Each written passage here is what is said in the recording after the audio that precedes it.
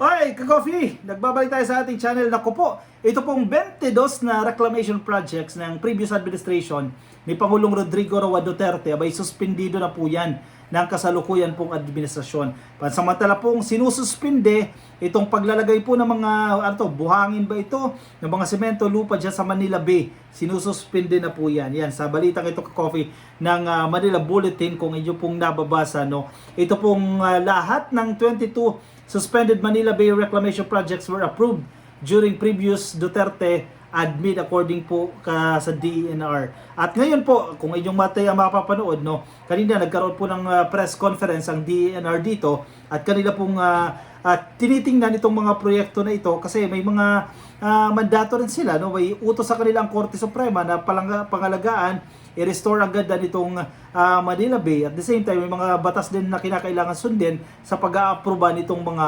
proyekto na ito. Pero ito ang malinaw ngayon, pansamantala po munang sinususpende. Pasensya na po dito sa mga kumpanya na ito na nagsasagawa po ng reclamation dyan sa Manila Bay, suspendido po yan. Dahil po yan, kung inyong matatandaan, no, in the previous days, yung mga pagbaha dyan sa parte ng Bulacan, dyan sa parte ng Pampanga, ang isa pong tinuturong dahilan dito ay ang reclamation. No, kasi malawak itong Manila Bay na ito at ang tinuturo nila yan dahil sa mga reclamation project na yan, tumindi yung pagbaha sa aming lugar, tumindi yung pagbaha, tumindi yung epekto nito doon sa mga pananim ng mga magsasaka. In short, naperwisyo kami dahil sa mga reclamation project na yan. Kaya naging matunog itong issue na ito sa reclamation project na yan. All 22 suspended Manila Bay reclamation projects were approved during Duterte administration according po sa DENR. Anong gustong gawin dito ng DENR? Parang sa unang basa po pala sa headline, parang nagtuturuan na no? Yan ang dating dito Ano to? Kasalanan to ni PRRD. Bakit inaprubahan nila itong mga proyekto na ito? Yan yung parang dating nitong headline na ito ka-coffee. Anyway, tingnan natin ano ba yung claims dito? Ano ba yung punto de vista dito ng DENR? Duterte administration, yung naaprubahan pong 22 na reclamation projects ay suspendido according kay Environment Secretary Maria Antonia Yulo Loizaga ngayong araw po ng Webes, August 10 sa kanyang press conference. Kasi ito lang sinasabi din kasi kanina yung kanyang press conference, napapanood natin, malalaking tao daw kasi nasa likod dito mga projects na ito. May allegations ang ilang mababatas na mukhang takot itong DENR. Bakit inaaprubahan ito dito sa mga malalaking pangalan na ito? Na ano ba?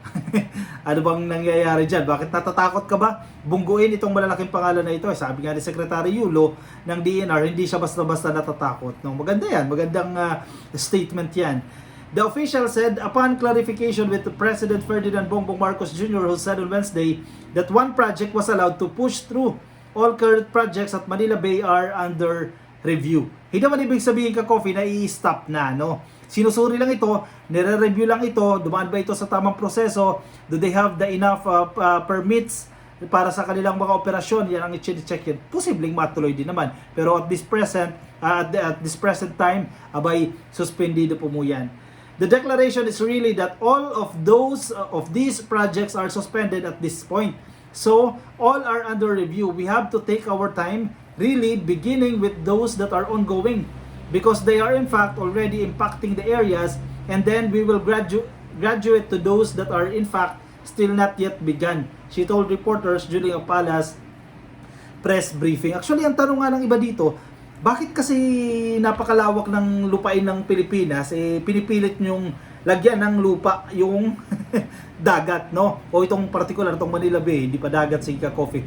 Bakit nagsisiksik kayo dyan sa Manila Bay? Napakalawak ng mga lupain, no? At in fact, pag naglindol-lindol daw, mas delikado pa yan. Yan yung ibang claims dito. Yan yung ilang mga statement na kanilang inihahayag dito. Pero yun yan, nandiyan dyan ang negosyo, no? Kung mapapansin mo, napakaraming hotel dyan, napakaraming attractions dyan. In short, nandiyan dyan po ang pera. Kaya nga, ano ba ito? Bakit parang nagiging mabilis yung pag-aproba dito sa mga permit ba ito para gawin itong rehabilitation na ito? Si Senator Robin Padilla, meron din po siyang statement dito. Siyempre, na-affiliate ito kay PRRD, no? May statement po dito si Senator Robin Padilla. Sabi niya, sinusuportahan niya itong mga reclamation projects, no, ni Senator Robin Padilla backs itong reclamation projects na ito. Pero meron siyang kondisyones. Must be flood free. taliwas siya sa nangyari ngayon, no? Kasi kung totoo man, bagamat wala pang finality dahil kailangan pa pong suriin niya ng mga eksperto kung totoo nga na yung reclamation ng isang factor, no, kung bakit naging matindi yung pagbaha, abay hindi po tama yan, no? Dahil nakaperwisyo itong development na ito, kasi parang sinasabi ni Senator Robin Padilla dito, sign yan ng sign yan ng pag-unlad, sign yan ng pag-asenso ng isang bansa, di ba? Yan ang kanya punto dito. Senator Robin Padilla is amenable to the land reclamation projects as long as these won't cause or aggravate flooding in the area. Ganun ba ang nangyayari? Again, eksperto ang magdedetermine dyan. Ang DENR ongoing na sila dyan. While recognizing that land reclamation is a sign of progress, Padilla reminded the DPWH to ensure that land building activities are flood-free projects. He particularly wants to make sure that agricultural areas like Bulacan, Pampanga, and Nueva Ecija won't turn into pools that damage local produce. Ang problema, yun na nga yun nangyari. No, kung totoo man yung claims. Kasi ang reclamation ay tandaan ng pag-unlad ng isang bansa. Ito ang ginagawa talaga at ako ay hindi kontra dito, sabi po ni Senator Robin Padilla. Pero sana bilang kayo sa DPWH at kayo po ang aming inaasahan dito dahil hindi lamang po Bulacan ang bumabaha, Pampanga, Nueva Ecija, tinatamaan po nito, he said. Padilla expressed concern that local farmers are directly hit whenever farmlands are submerged in floodwaters. When farmers' crops suffer, there will likely be more importation of goods to boost local supply, he cautioned. Totoo naman yan. Kasi kapag binaha ang isang lugar, ay ano na yung dapat na aanihin natin. Bababa yung production natin dito sa Pilipinas. At syempre, yan na naman. Mag-aangkat na naman tayo ng produkto. Andiyan naman yung mga bashers. Bakit kinakailangan ulit mag-angkat? Kasi nga, mataas ang supply, mataas ang demand, bababa ang supply. Alam naman magutom, no? So yan yung mga moves na yan. At nakasisira itong mga calamities na ito kasi hindi ba natin maiwasan yan More than 20 typhoons ang tumatama sa Pilipinas sa loob lang po yan ng isang taon. Pero minsan, nami-mitigate mo yung impact nito Kumbaga nako-control mo Napapaliit mo yung posibleng impact nito sa agrikultura at sa iba pa pong sektor, no? Ang problema, lumala.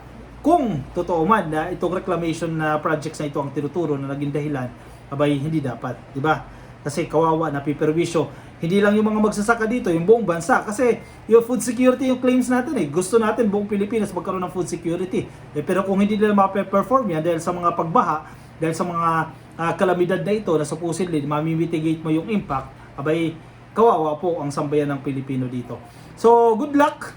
Isang malaking good luck sa DENR at sana nga tama, huwag magpatakot dito sa malalaking tao na ito na nasa likod dito mga reclamation projects na ito. Sabi naman ni DENR Secretary Yulo, hindi siya mabilis matakot.